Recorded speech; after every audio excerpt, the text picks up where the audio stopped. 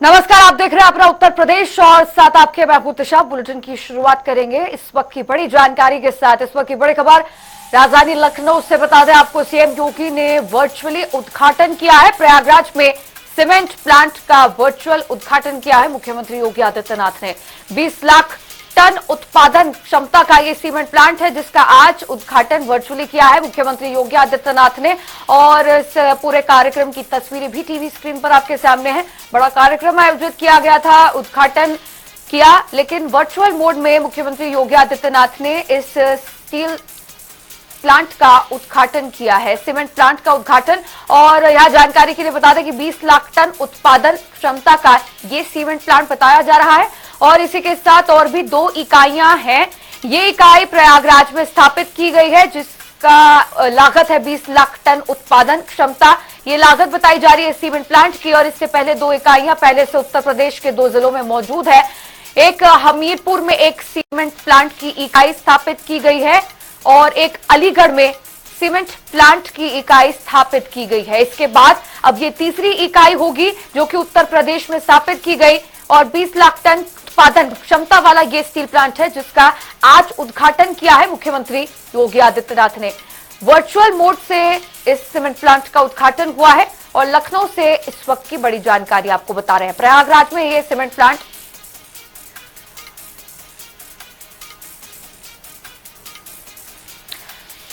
और चलिए अब सीधा लिए चलते हैं आपको जहां पर प्रेस कॉन्फ्रेंस को संबोधित कर रहे हैं मुख्यमंत्री योगी आदित्यनाथ। इससे यह उत्तर प्रदेश के अंदर निवेश और रोजगार की हमारी जो नीति है उसको एक नई उड़ान के लिए पंख देने के समान है। हम लोग दुनिया को अपनी ओर आकर्षित कर सकते हैं। हमारी नीतियां आकर्षित करने की सामर्थ्य रखती हैं, हमारा तंत्र रखता है।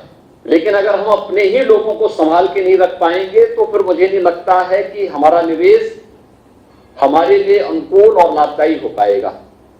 और वह इस देश से हमारे लिए महत्वपूर्ण था कि जेके सीमेंट और सिंघानिया परिवार फिर से यूपी के अंदर इस निवेश के साथ जुड़ा है। और मुझे प्रसन्नता है कि यूपी ने पिछले 7 वर्ष के अंदर जो एक लंबी दूरी तय की है निवेश के लिए, निवेश अनुकूल माहौल बनाने के लिए, ईज ऑफ डूइंग बिजनेस के लक्ष्य को प्राप्त करने के लिए। मुझे याद है 2017 में जब हम लोग आए थे, ईज ऑफ डूइंग बिजनेस की स्थिति क्या थी? हम 12वें स्थान पर थे। उससे 1 वर्ष पहले यह 14वें स्थान पर था। और मुझे बताइए, जब इतनी प्रतिस्पर्धा हो और ईज ऑफ डूइंग बिजनेस में हम 14वें स्थान पर हों, आबादी में नंबर 1 पर हों, और व्यापार की सुगमता के लिए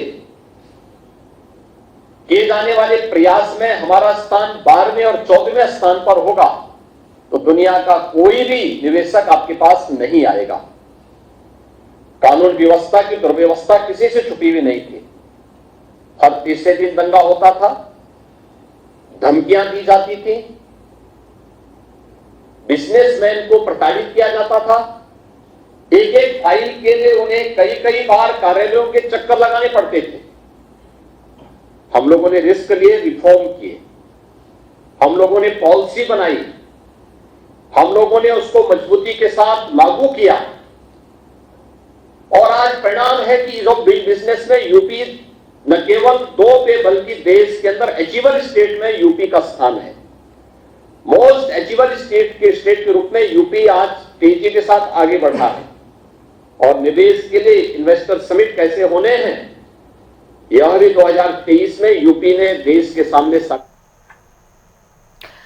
तो वर्चुअली सीमेंट प्लांट का उद्घाटन करने के बाद मुख्यमंत्री योगी आदित्यनाथ ने प्रेस कॉन्फ्रेंस को संबोधित किया। और अब आगे बढ़ेंगे एक और बड़ी जानकारी के साथ। लखनऊ से एक और बड़ी खबर आपको बता दें, स्वर्गीय कल्याण सिंह जी की 3वीं पुण्यतिथि मनाई गई और इसी संदर्भ में एक बड़ा कार्यक्रम आयोजित हुआ। इस कार्यक्रम में शामिल होंगे मुख्यमंत्री योगी आदित्यनाथ। शहीद अंशुमन सिंह की मूर्ति का अनावरण भी करेंगे और दोपहर 4 बजे बुद्धेश्वर चौराहे पर ये अनावरण होगा। तो बड़ा कार्यक्रम आयोजित किया जाएगा और तमाम तरह की तैयारियां इस कार्यक्रम को लेकर की गई हैं, जहां पर स्वर्गीय कल्याण जी को श्रद्धांजलि अर्पित करेंगे और मुख्य अतिथि के तौर पर शामिल होंगे मुख्यमंत्री योगी आदित्यनाथ और दोपहर 4 बजे बुद्धेश्वर चौराहे पर पहुंचेंगे। स्वर्गीय कल्याण सिंह जी की तृतीय पुण्यतिथि, इसी संदर्भ में बड़ा कार्यक्रम आयोजित होगा और यहां पर श्रद्धांजलि दी जाएगी।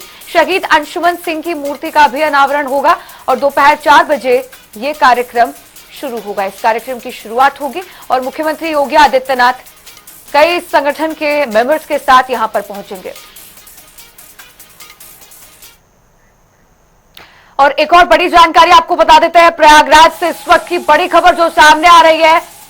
समाजवादी पार्टी नेता अमरनाथ मौर्य की दबंगाई का वीडियो सामने आया है। नगर निगम कर्मचारियों को राइफल लेकर दौड़ाते हुए इस वीडियो में नजर आए और यह वीडियो सोशल मीडिया पर जमकर वायरल भी हो रहा है। बीकेयू कार्यकर्ताओं ने इस बात पर हंगामा काटा है और हंगामे के बाद एफआईआर भी दर्ज हो चुकी है। लोकसभा चुनाव में फूलपुर सीट से इन्हें प्रत्याशी बनाया गया था। समाजवादी पार्टी नेता अमरनाथ मौर्य इनका नाम बताया जा रहा है और फूलपुर सीट से सपा प्रत्याशी थे और दबंगाई का वीडियो जो है वो इनका वायरल हो रहा है। हंगामे के बाद एफआईआर दर्ज हो चुकी है। इस वक्त की बड़ी जानकारी आपको बता दें, लोकसभा चुनाव में फूलपुर सीट से ये प्रत्याशी भी थे और इनके दबंगाई का वीडियो सोशल मीडिया पर जमकर वायरल हो रहा है। कई लोगों को पिस्टल लेकर दौड़ाते हुए ये इस वीडियो में नजर आ रहे हैं।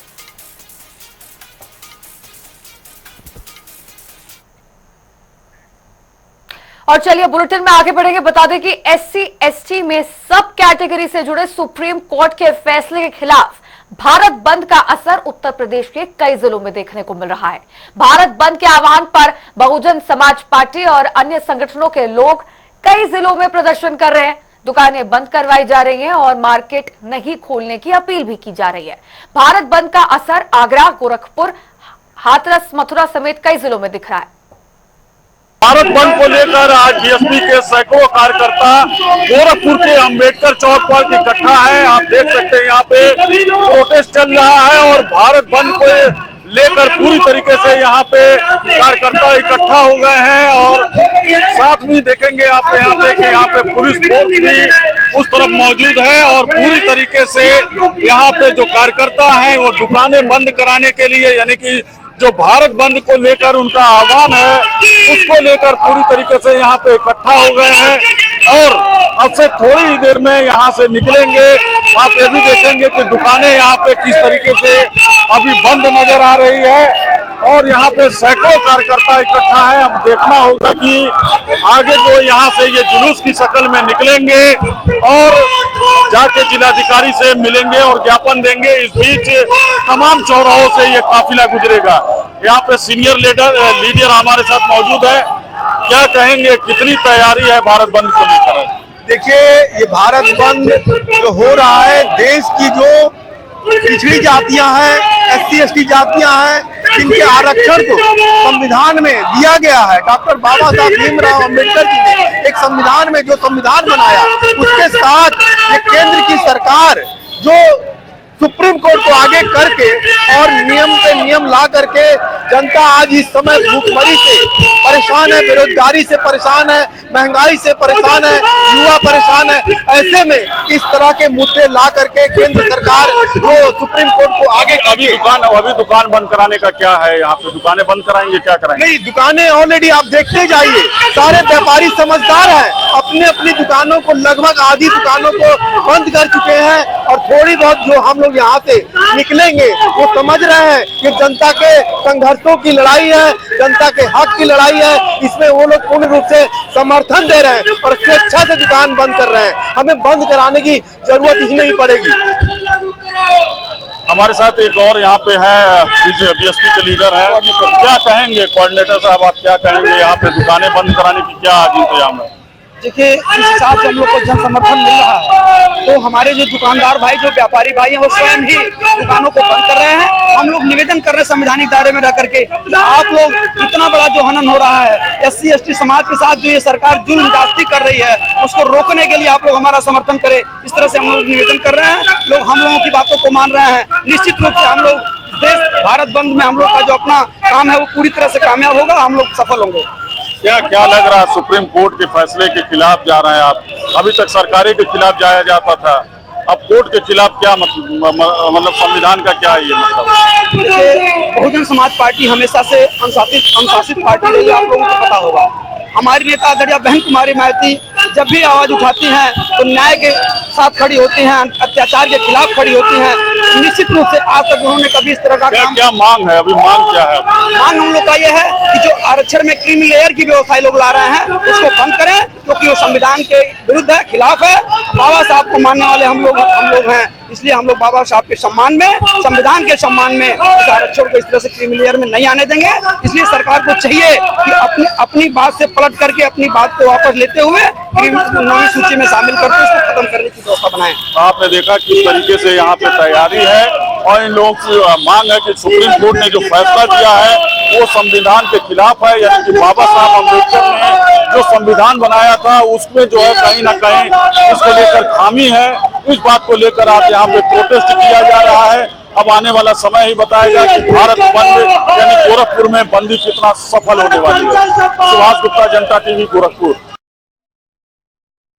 आरक्षण के लिए सुप्रीम कोर्ट द्वारा लिए गए फैसले के बाद तमाम संगठनों ने आरक्षण के फैसले, सुप्रीम कोर्ट के फैसले के विरोध में भारत बंद का ऐलान किया था। भारत बंद के ऐलान के दौरान तमाम जगह प्रदर्शन किए गए, तो वहीं आगरा में जिलाधिकारी कार्यालय पे आप तस्वीरों में देख सकते हो, जिलाधिकारी कार्यालय पर प्रदर्शनकारियों ने प्रदर्शन किया, जहां बसपा सुप्रीमो मायावती के ऐलान के बाद बसपा संघ के कार्यकर्ताओं ने जिलाधिकारी कार्यालय में घुसने का प्रयास किया, जिसके बाद तमाम जो जिले के आला अधिकारी हैं उन्होंने समझाने का प्रयास किया और तमाम जो आला अधिकारी जिम्मेदार थे वो कल से ही तैयारियों पर लगे हुए थे और जो प्रदर्शन होता था उसे शांतिपूर्ण तरीके से प्रदर्शन के लिए बात की जा रही थी। लेकिन जिलाधिकारी कार्यालय में प्रदर्शनकारियों ने पहुंचकर हंगामा किया और जबरन जिलाधिकारी कार्यालय में घुसने का प्रयास किया, जिसके बाद अधिकारियों द्वारा प्रदर्शनकारियों से ज्ञापन लिया गया। ज्ञापन के बाद प्रदर्शनकारी शांत हुए।